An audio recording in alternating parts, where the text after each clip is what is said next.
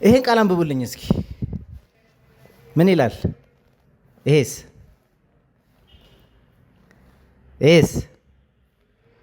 እሺ በዱ ማለት ምን ይመስላችኋል? በዱ እሺ በዲ በዳ እሺ ይሄ ማለት ነው። በዱ ማለት ዋናው ቃሉ ነው፣ መጥፋት ማለት ነው። በዱ ማለት መጥፋት ማለት ነው። በዴ ስንልስ በዴ ማለት ደግሞ ጠፋ ማለት ነው። ለሴት ሲሆን ይጠብቃል፣ ዴ ትጠብቃለች፣ በዴ እንላለን። ለሴት ሲሆን በዴ ሲሆን ጠፋች። ለወንድ ሲሆን በዴ ጠፋ፣ ለሴት ሲሆን በዴ ጠፋች እንላለን። ይሄስ ሽችን አረፍተ ነገር እስኪ እንያት። ምን ይላል ይሄ? ማሊፍ በዴ ብል ለምን ጠፋ፣ ለምን ጠፋሽ ማለት ነው። አደሴም ታይም በእነዚሁ ማሊፍ እያሉ እነዚህን ብጠቀማቸው ማሊፍ በዱ ብል ለምን ይጠፋሉ ማለት ነው። በዱ ማለት ምንድን ነው? መጥፋት አይደለ? ማሊፍ በዱ ለምን ይጠፋሉ።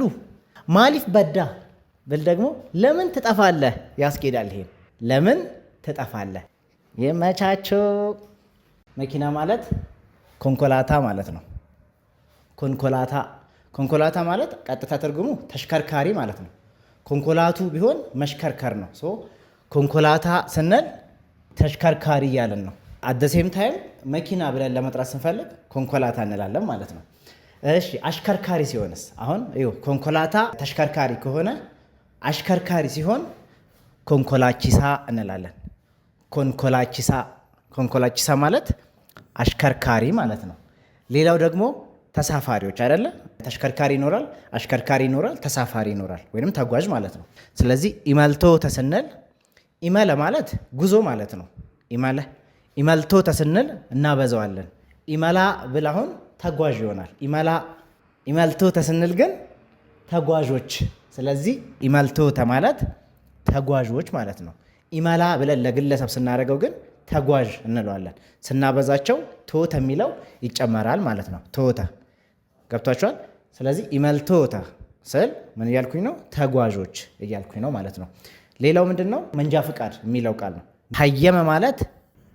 ሀየመ ማለት ፍቃድ ማለት ነው። ኮንኮላቺሱማ ማለት የመንጃ ወይንም የማሽከርከሪያ እንደማለት ነው።